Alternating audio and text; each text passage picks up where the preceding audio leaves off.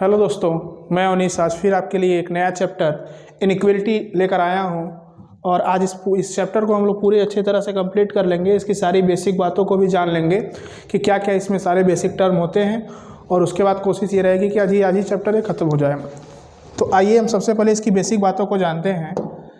जैसे आप इस चैप्टर को देखे होंगे कि इस तरह की फॉर्म में आपसे क्वेश्चन पूछे जाते हैं।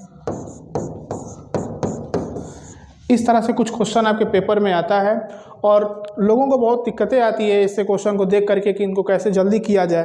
तो सबसे पहले हम बेसिक बातों को आपको समझाना चाहेंगे कि इन तीनों साइन के बारे में बताएंगे कि तीनों साइन होते क्या हैं।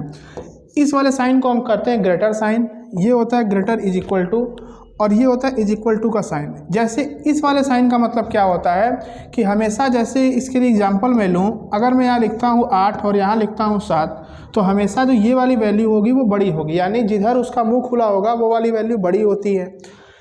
यहाँ पे मतलब क्या होता है, जैसे यहाँ पे मैंने मान लिया 1 और यहाँ लिया 1.0001, तो इसका मान लगभग इससे बड़ा या इसके बराबर होता है। इस साइन का मतलब ये होता है। और यहाँ लिख दे जैसे 2 और बराबर में 2, यानी दोनों ही मान बिल्कुल आपस में क्या होंगे, बराबर। तो इस केस पे ये तीनों साइन का यूज होता है। इनका साइन इसके अपोजिट में भी हो सकता है, जैसे ऐसे और ये और ये। तो यहाँ पे क्या होगा, जैसे मान लीजिए कि यहाँ पे 8, अब यहाँ पे मुझे बनाना पड़ेगा कि ये 8 ये 9 बड़ा हो जाएगा।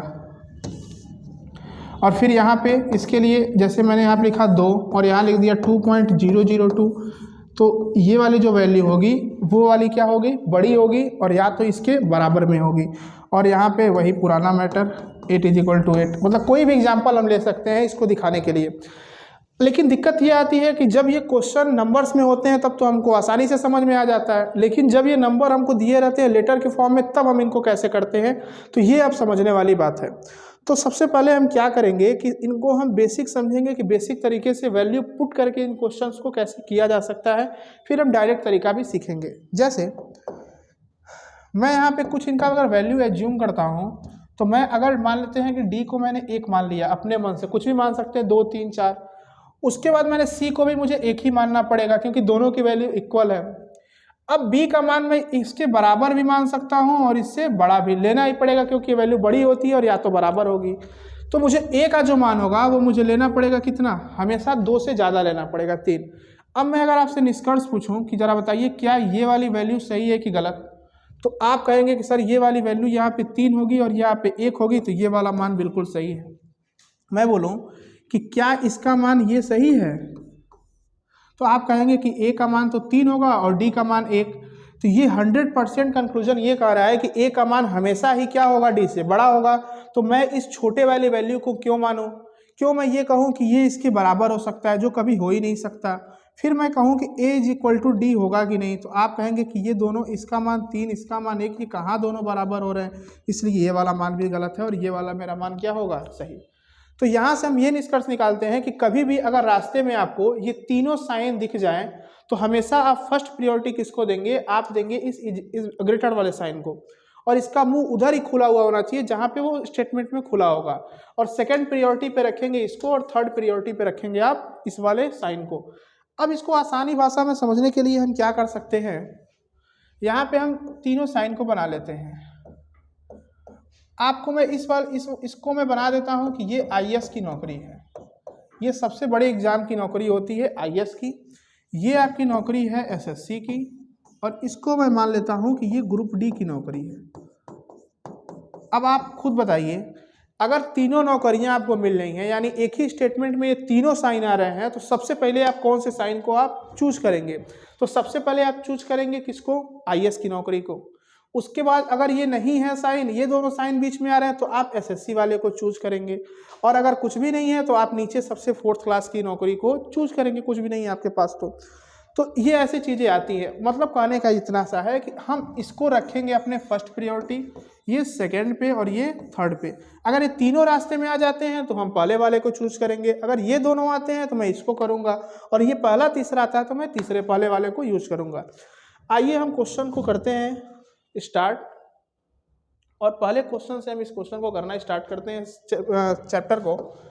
और यहाँ पे लिखा है क्वेश्चन ये कि a > b = c और greater than equal d, तो यहाँ बोला गया है कि ए और सी में कौन निष्कर्ष आपका सही होगा। तो आप एक चीज देख रहे होंगे यहाँ पे कि ए यहाँ पर है और सी आपका यहाँ पे है, इन दोनों के बीच में इक्वल टू और ग्रेटर देन का साइन आया है। तो अब आप बताइए, आपके पास आईएएस की नौकरी है और एक आपके पास ग्रुप डी की नौकरी है, तो आप कौन सी नौकरी को पसंद करेंगे? तो आप कहेंगे सर हम तो आईएएस वाली नौकरी को पसंद करेंगे, लेकिन यहाँ पे ए और सी के बीच में साइन दे दिया है कौन? एसएससी वाला, यानी जो मेरा सेकंड प्रायोरिटी था, और ये तो मेरा बीच में कहीं आया ही नहीं है, इसलिए इस वाले निष्कर्ष को हम क्या कर देंगे? गलत। और फिर लिखा है B is equal to D. अब आप बताइए, बी और डी के बीच में ये दो साइन आ रहे हैं, इन दोनों में तो मुझे इस वाले को प्रायोरिटी देना था, इसके लिए ये दूसरा वाला कंक्लूजन भी क्या हो जाएगा? गलत। और मेरा उत्तर जो होगा वो होगा नाइदर वन नॉट टू, यानी कि दोनों ही निष्कर्ष इसके क्या हैं? गलत। आगे आइए second number. Second number question में ये कह रहा है कि एम, ये पूरा स्टेटमेंट दिया है और ये इससे दो कंक्लूजन पूछे गए हैं।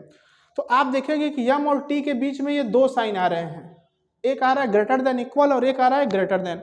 तो आप इस ग्रेटर देन वाले को क्या करेंगे? प्रायोरिटी देंगे, क्योंकि वो आईएएस की नौकरी है। तो और मुंह किधर खुला हुआ होना चाहिए? एम की तरफ, यानी कि ये वाला बात मेरा क्या है? पूरी तरह से सही। दूसरा आर और यू। अब देखिए आर और यू यहाँ है, इन दोनों के बीच में ये दो साइन आ रहे हैं, तो आप ग्रेटर वाले को क्या देंगे? प्रायोरिटी देंगे, इसीलिए ये वाली बात भी क्या है? बिल्कुल सही। तो यहाँ से ये चीज आती है कि बोथ वन और टू फॉलोस, यानी कि दोनों ही अनुसरण करते हैं। थर्ड क्वेश्चन पे आते हैं। अब यहाँ पे देखिए क्या दिया है, यहाँ पे लिखा है यू और टी। तो आप देखेंगे यू यहाँ पे है और टी यहाँ पे है, इनके बीच में साइन दो आ रहे हैं, तो हम इस वाले साइन को प्रायोरिटी देंगे, तो और टी की तरफ मुंह खुला रहेगा, तो यानी कि ये वाला क्या होगा? सही। अब आर और पी पे आ जाते हैं। आर यहाँ पे है और पी यहाँ पे। अब एक चीज देख रहे होंगे, ये P और R के बीच में दो साइन आ रहे हैं, तो मुझे इस वाले को प्रायोरिटी देना होगा, और यहाँ पे बिल्कुल ऐसा किया गया है, तो दूसरा भी निष्कर्ष क्या होगा आपका? सही है। S और U की बात करते हैं, यहाँ यस है और यहाँ पे U।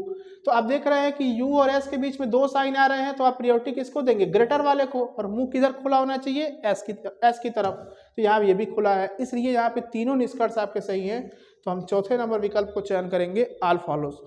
अब यहाँ पे एक और क्वेश्चन पूछा जाता है, अगर यहाँ पे पूछ लिया जाता है आपसे कि टी के बीच में और क्यू के बीच में क्या निष्कर्ष बनेगा, तो यहाँ पे हम कहते हैं यहाँ पर कोई निष्कर्ष नहीं बनेगा, क्योंकि जब कभी भी रास्ता ब्लॉक हो जाए बीच में, तो वहाँ पर उस केस में कोई भी निष्कर्ष अनुसरण नहीं करता। जैसे इन देखिए टी और क्यू के बीच में ये दो साइन आ गए हैं, जो रास्ते को क्या कर दे रहे हैं? ब्लॉक।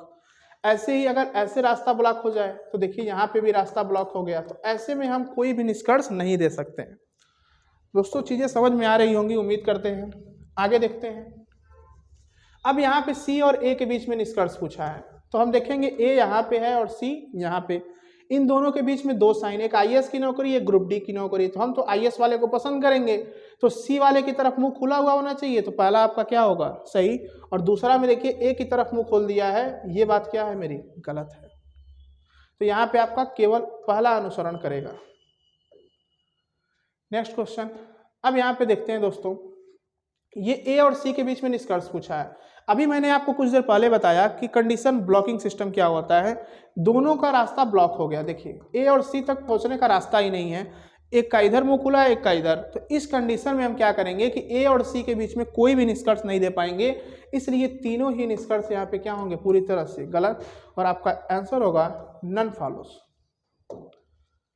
Next question. अब देखिए, अभी तक हम ये पढ़ रहे थे एक एक स्टेटमेंट को, अब हमको ये सीखना है कि एक से ज़्यादा स्टेटमेंट आ जाएं तो कैसे हम उनको कनेक्ट करेंगे। जैसे हमको यहाँ पे ए और सी के बीच में निष्कर्ष देना है, तो मैं कोशिश करूँगा ए और सी एक किसी स्टेटमेंट में सिंगल आ जाएं, तो मैं देखूंगा ए यहाँ पे है और सी यहाँ पे। अब ये दोनों कनेक्ट कैसे होंगे? एक सी यहाँ पे भी है देखिए, तो या तो ये इससे कनेक्ट हो जाए और या ये इससे। तो मैं एक चीज़ देखूंगा कि यहाँ पे बी और बी दोनों कॉमन है, तो इसलिए मैं इन दोनों को कनेक्ट करने की कोशिश करूंगा, और कनेक्ट करूंगा तो ए ग्रेटर देन बी और बी इज इक्वल टू क्या है यहाँ पे? सी। तो यहाँ पे मेरा एक सिंगल स्टेटमेंट बन गया इस क्वेश्चन के लिए, और मैं बोल सकता हूँ कि दो साइन बीच में आ रहा है तो मैं इसको प्रायोरिटी दूंगा, तो ए ग्रेटर देन सी बिल्कुल सही आंसर होगा आपका। ऐसे ही लिखा है be greater than equal D, तो अब बी और डी में मुझे निष्कर्ष देने हैं, तो मैं देखूंगा कि बी और डी में निष्कर्ष देना है, तो ये सी से मेरा बिल्कुल क्या होगा? कनेक्ट हो जाएगा। तो मैं इन दोनों को जोड़ूंगा और लिखूंगा बी इज इक्वल टू सी, और उसके बाद सी वाला साइन बड़ा और बराबर होना चाहिए किससे? डी से। तो मैं यहाँ पे ऐसे दे दूंगा, ये इस वाले के लिए बन गया। अब देखेंगे बी और डी के बीच में 2 साइन आ रहे हैं, तो मैं इसी वाले को तो प्रायोरिटी दूंगा ना। तो इस कंडीशन ये भी कंक्लूजन क्या है, पूरी तरह सही। तो यहाँ पे दोनों ही मेरे अनुसरण करते हैं और ऑप्शन नंबर सी आपका बिल्कुल करेक्ट आंसर होगा। आपका 7वां क्वेश्चन यहाँ पे पूछा गया है एम और यू के बारे में। तो मैं देखूंगा एम मेरा यहाँ है और यू मेरा कहाँ पे है, यहाँ पे। अब दो स्टेटमेंट को कनेक्ट करने के लिए सबसे जरूरी चीज होती है आपका एक कॉमन टर्म का मिलना जरूरी होगा। तो यहाँ पे देखेंगे हम कि एम और यू को जोड़ने के लिए मेरे पास यन एक कॉमन टर्म है जो कि मेरा क्या हो गया, जुड़ गया। तो मैं जोड़ूंगा, तो देखिए कैसे जुड़ेगा ये। यहाँ मैं लिखूंगा एम ग्रेटर देन एन और n ग्रेटर देन है किससे, u से। तो ये सिंगल स्टेटमेंट बन गया मेरा m और u के लिए। तो अब देखिए क्या होगा, दोनों में जब ग्रेटर का साइन है तो m की तरफ मुंह खुला होगा और पहला निष्कर्ष मेरा क्या होगा, बिल्कुल सही। अब मैं इस m और p के लिए जोड़ता हूं, तो देखिए m और p यहाँ पे है, ये भी n के थ्रू ही कनेक्ट होंगे। तो मैं यहाँ लिखता हूँ इस स्टेटमेंट के लिए m ग्रेटर देन n और n जो होगा वो ग्रेटर एंड इक्वल होगा किससे, p से। आप देख रहे हैं m और p के बीच 2 साइन आ गए हैं, तो मैं फर्स्ट वाले को प्रायोरिटी दूंगा और मुंह किधर खुला हुआ होना चाहिए, m की तरफ। तो दूसरा निष्कर्ष भी मेरा क्या है, वो पूरी तरह से सही।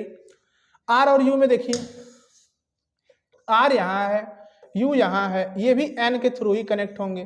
तो मैं एक स्टेटमेंट लिखूंगा यहाँ पे इस वाले कंक्लूजन के लिए कि n ग्रेटर देन r और उसके बाद n u के लिए है तो n बड़ा होगा किससे, u से।